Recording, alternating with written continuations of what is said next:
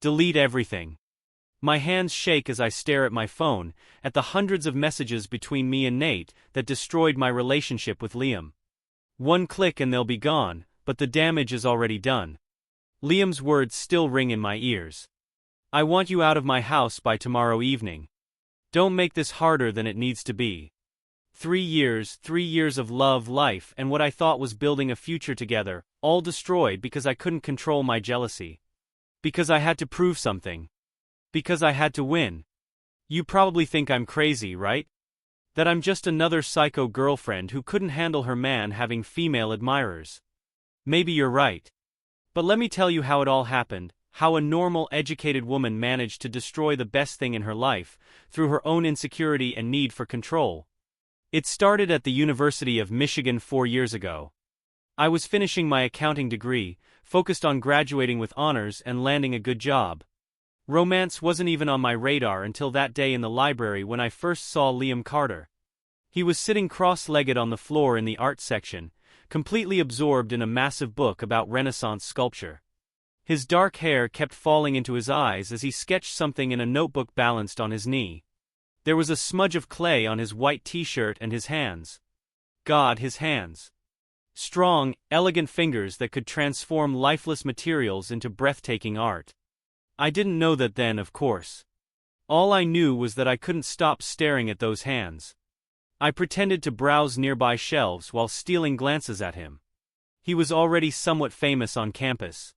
The brilliant sculpture student whose work had been featured in the university gallery. I'd heard about him but had never seen him up close. Now, watching him study with such intensity, such focus, I understood why people were drawn to him. You know, he said suddenly, making me jump, if you're interested in art history, I could recommend some better books. I felt my face flush. Oh, I stammered, then did something that would become a pattern in our relationship. I lied.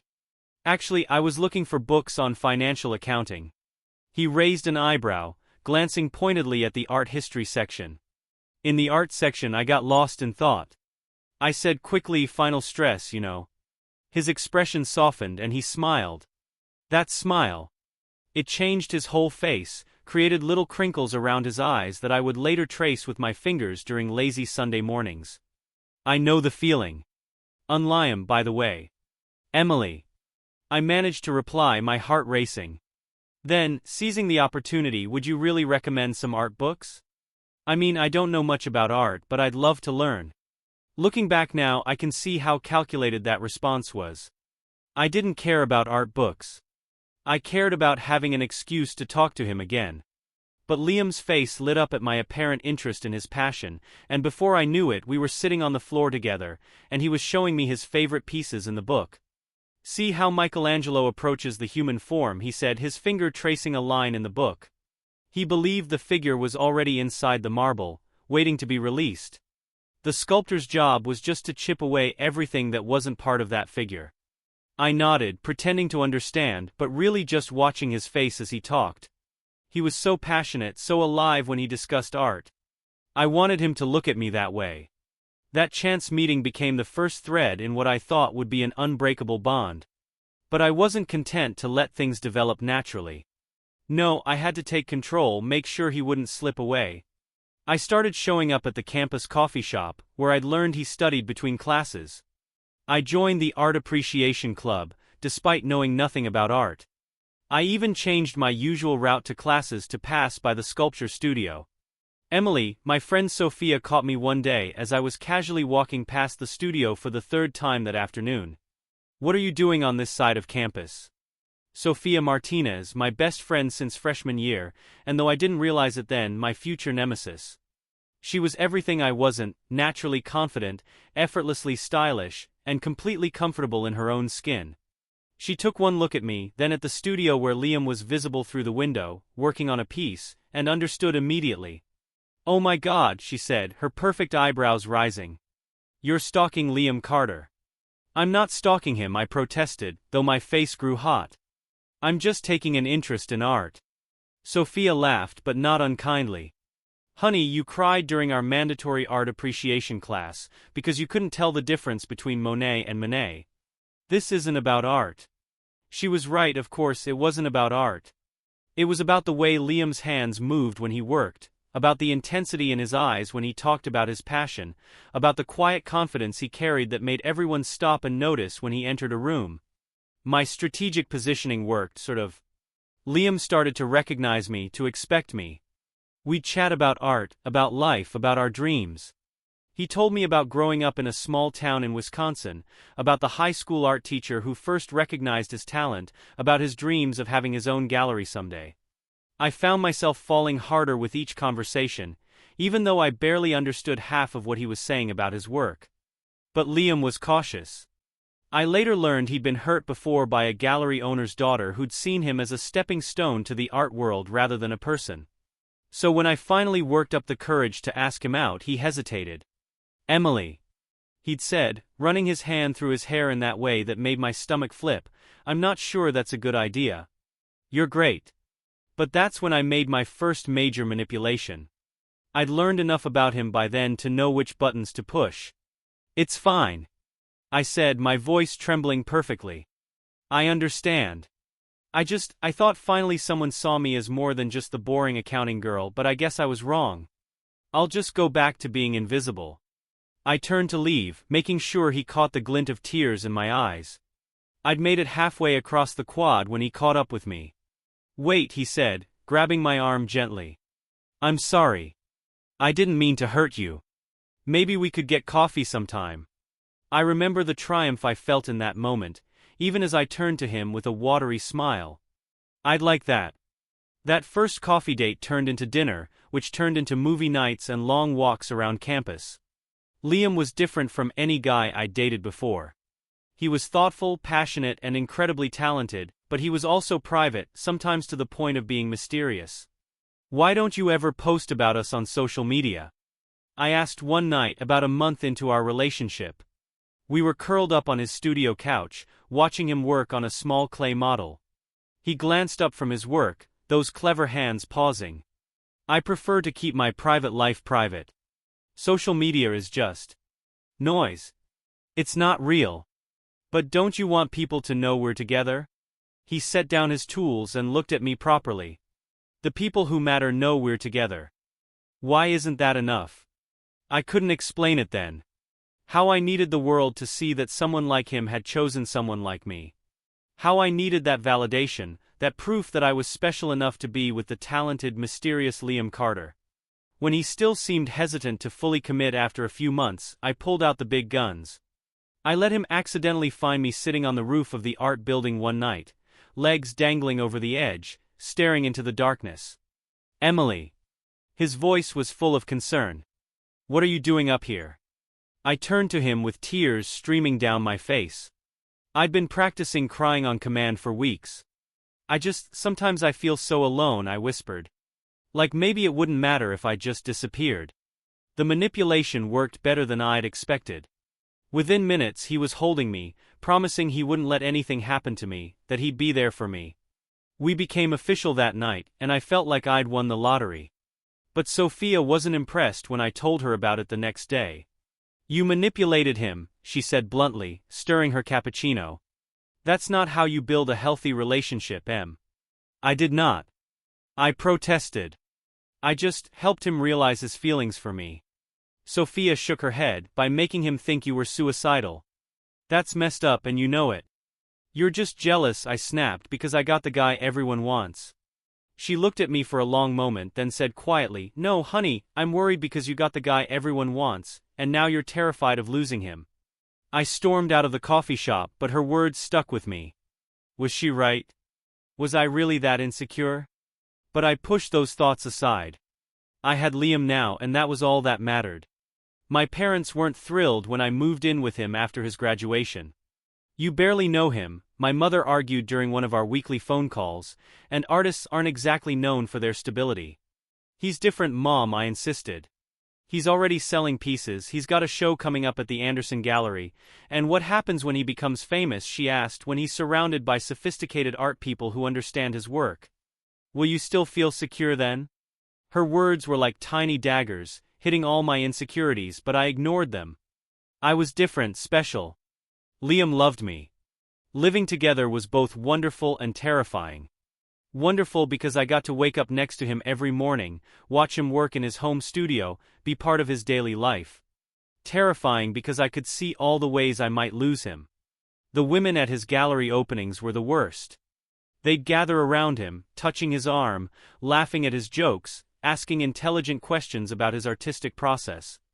I'd watch from across the room, my hand tightening around my wine glass, as they flirted with him under the guise of artistic appreciation. "You should see how they look at you when you're not watching," I said one night after a particularly successful opening. "Like you're a piece of meat."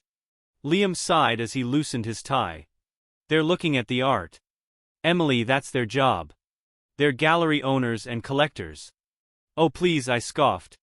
"That blonde in the red dress wasn't looking at your sculptures when she kept touching your arm and giggling. Sarah, she's one of the most respected gallery owners in Chicago.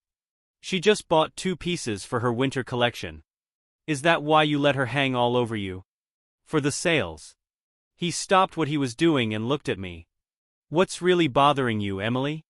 Because this isn't about Sarah or any other woman at the gallery. But I couldn't tell him what was really bothering me. Couldn't admit that every time I saw him talking animatedly with someone who understood his work, I felt like I was losing him a little bit more. Couldn't confess that I was terrified he'd wake up one day and realize I was just the boring accounting girl who'd manipulated him into a relationship. Sophia's perfect life didn't help matters. She'd married Richard, a successful real estate developer, right after graduation, and her Instagram was a constant stream of perfect couple photos, romantic getaways, and public declarations of love. Meanwhile, I could barely get Liam to take a selfie with me. "He's just private." I'd defend when Sophia would make comments about how rarely Liam appeared in my posts. "He likes to keep our relationship between us. Or maybe he's keeping his options open," Sophia would suggest with that infuriating knowing smile of hers. "Men like Liam, they need constant attention. If you're not giving it to him publicly, someone else will." Those words ate at me, especially as Liam's career started taking off and he began traveling more frequently for exhibitions and commissions. He'd be gone for days at a time. And while he'd call every night, something felt off. He seemed distracted, distant. That's when I made my second major mistake. I installed a tracking app on his phone while he was sleeping. I told myself it was just for peace of mind, just to know he was where he said he was. But when he discovered it during one of his trips to Chicago, all hell broke loose. "What the hell is this, Emily?" he demanded over the phone. "Are you spying on me?" "I just wanted to make sure you were safe," I protested. "You're in strange cities all the time. This isn't about my safety and you know it." He'd cut me off. "This is about your trust issues.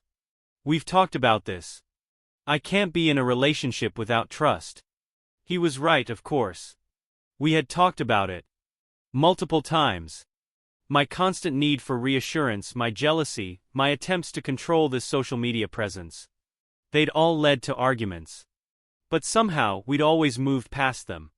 This time felt different, though. When he came home from Chicago, something had changed between us. I tried to make up for it. I threw myself into being the perfect girlfriend. I learned to cook his favorite meals, kept the house spotless, never complained about the clay dust that seemed to get everywhere. But the distance between us kept growing. Then came the charity auction that would be the beginning of the end. I'd been working as an auditor for a nonprofit that organized high-end charity auctions for various causes, and Liam had agreed to donate one of his smaller pieces. It was a big event with wealthy donors from all over the state. I watched from across the room as a group of women gathered around Liam and his sculpture. They were all perfectly groomed, tripping in clothes and jewelry, looking at him with that familiar mixture of admiration and desire. One of them, a statuesque blonde in a red dress that probably cost more than my monthly salary, kept touching his arm as she asked questions about his work. "That's Melissa Rothschild," my coworker whispered to me. "Her family practically owns the contemporary art scene in New York." I felt sick watching her with Liam. She was everything I wasn't. Sophisticated, knowledgeable about art, confident in her skin. And Liam was lighting up as he talked to her, gesturing enthusiastically as he explained his creative process. Something snapped inside me. I couldn't take it anymore. I needed to show everyone that two could play at this game. That's when I spotted Nate Thompson's name in the donor database on my laptop. Nate was everything Liam wasn't. A successful businessman who loved the spotlight. His Instagram was full of photos of him with beautiful women at exclusive clubs, on exotic vacations. He'd bid generously on several pieces at the auction, including Liam's sculpture. It was surprisingly easy to accidentally send him an email thanking him for his generous bid, adding a personal note about how much I'd our brief conversation at the event. We hadn't actually spoken. He responded within hours, and soon we were exchanging messages regularly. I made sure to leave my phone where Liam could see it. Made sure he'd notice how often it buzzed with notifications. I started dressing up more, wearing the kind of clothes Sophia wore in her perfect Instagram photos. I took longer lunch breaks. Came home later from work, always with a vague smile on my face that I knew would drive Liam crazy. The messages with Nate became more intimate over time. Nothing explicit, nothing I couldn't explain away as friendly banter, but definitely flirtatious. I told myself I was just playing a role, just trying to make Liam realize what he could lose. But something strange started happening. I began to enjoy the attention, the thrill of the secret conversations, the way Nate made me feel desired and important. Then came the night that destroyed everything. Liam and I were getting ready for bed and my phone buzzed on the nightstand. Before I could grab it, Liam picked it up to hand it to me. That's when he saw it. A message from Nate that popped up on the screen. Missing your beautiful smile tonight. Sweet dreams. Gorgeous. The silence that followed was deafening. I watched as different emotions crossed Liam's face. Surprise, hurt, anger, and finally, a terrible calm. How long? He asked quietly. It's not what you think. I started, but he cut me off. How long? A few weeks, I admitted. But Liam, it didn't mean anything.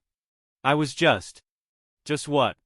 His voice was still quiet, but there was an edge to it that scared me. Just betraying my trust. Just manipulating me. Again. I felt panic rising in my chest. This wasn't how it was supposed to go. He was supposed to fight for me. To show that he cared. I wanted you to notice me. I burst out. You're always so distant, so private. You never want to show our relationship to the world. I see how other women look at you, how they touch you, and you just let them. I thought if you saw that other men wanted me, that I'd what? Now his voice was rising. That I'd suddenly become a different person. That I'd start posting lovey-dovey photos online and marking my territory like some animal. Is that what you wanted? I wanted you to fight for me. I screamed back, tears starting to fall. I wanted you to show that you cared. Do you know what it's like watching you with all these sophisticated art people? How they understand every reference, every technique, while I stand there feeling like an outsider. And then there's Melissa Rothschild hanging all over you at the auction. He laughed then, a harsh, bitter sound that made me flinch. Fight for you. Emily, I've been fighting for us since the beginning. Fighting against your insecurities, your jealousy, your constant need for validation. I've been patient with the manipulation, the controlling behavior, the invasion of my privacy. I convinced myself that if I just loved you enough, if I just showed you enough patience and understanding, you'd eventually feel secure enough to stop all this. But I love you. I protested, reaching for him. He stepped back as if my touch would burn him. Do you?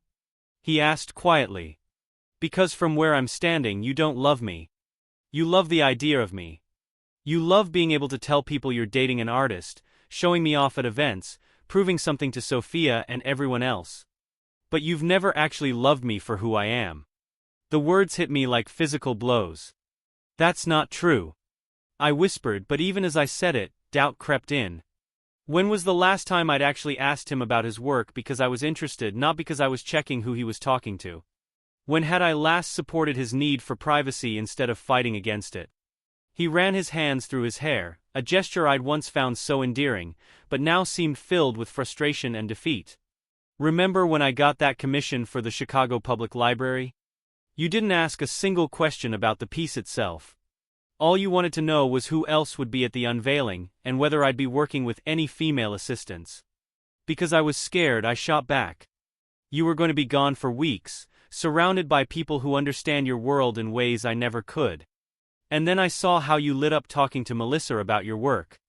Melissa Rothschild is married with 3 kids, he interrupted, and she just bought 2 of my pieces for her gallery's permanent collection. That conversation you're so jealous of. It was about bringing my work to New York, giving me a chance at a solo show. But you couldn't see that because you were too busy plotting your revenge with Nate. Shame washed over me. I didn't mean for it to go so far, I said softly.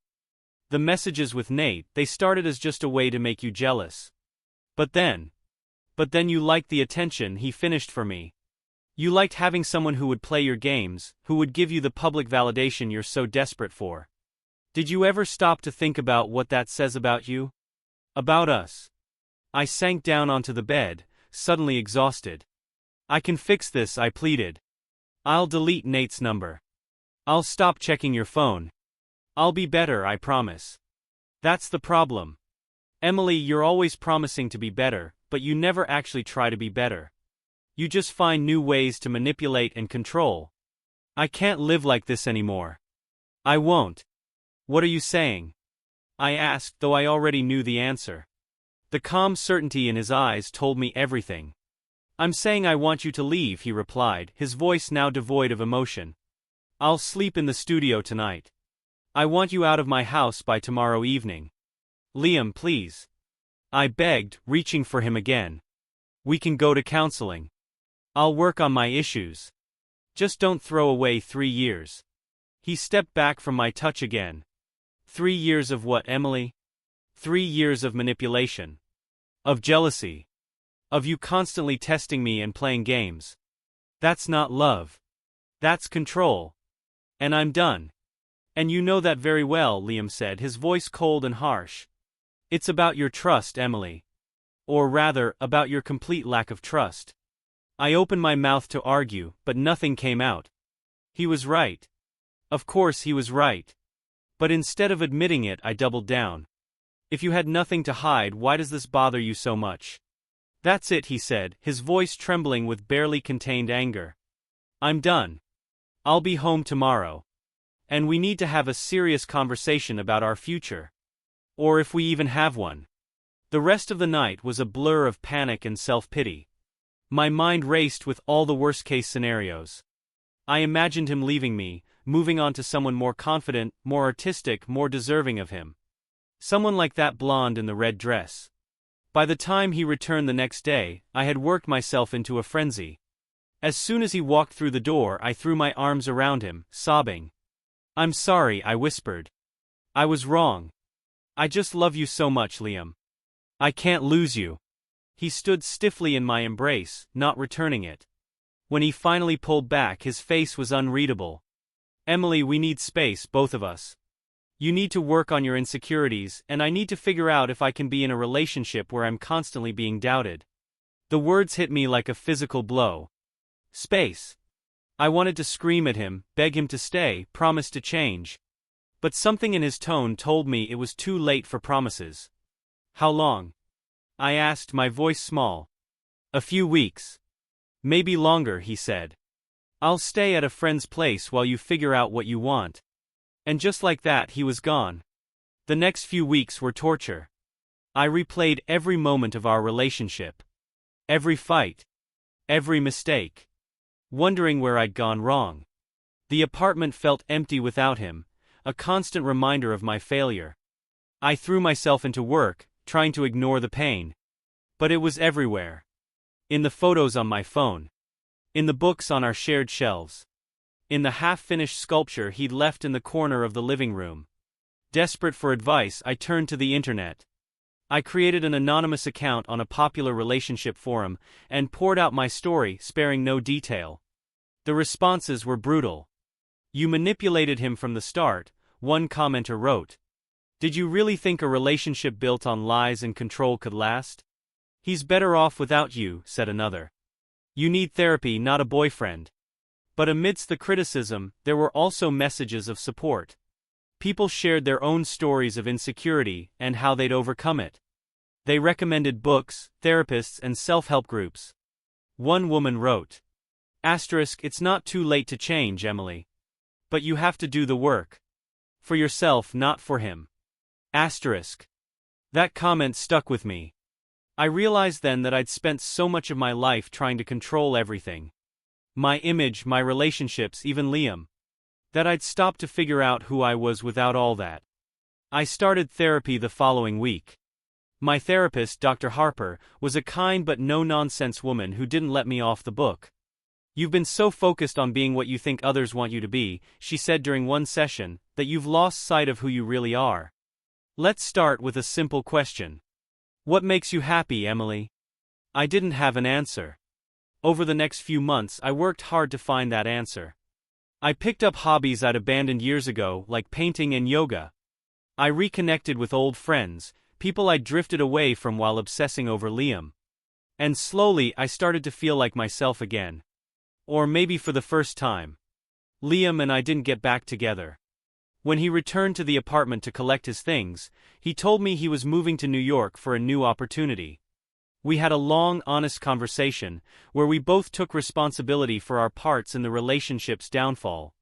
"I cared about you, Emily," he said as he packed the last of his sculptures into a crate. "But I don't think you ever really believed that. And that made it impossible for me to prove it to you." "I'm sorry," I said, tears streaming down my face. "For everything. I hope you find someone who can love you the way you deserve." He gave me a sad smile. "I hope you find that for yourself too." It's been a year since Liam left. I still think about him sometimes, especially when I see a sculpture or hear a song he loved. But I don't feel the same crushing regret I used to. I've learned to forgive myself, to see my mistakes as opportunities for growth, rather than proof of my unworthiness. Sharing my story online turned out to be one of the best decisions I ever made. It connected me with a community of people who understood what I was going through and who held me accountable for my own healing. If you're reading this and you see yourself in my story, if you've ever let your insecurities or need for control ruin something good, please know that it's not too late. You can change, but it has to start with you. And if you're lucky enough to have someone like Liam in your life, don't wait until it's too late to appreciate them. Trust them, love them, and for God's sake, don't install a tracking app on their phone.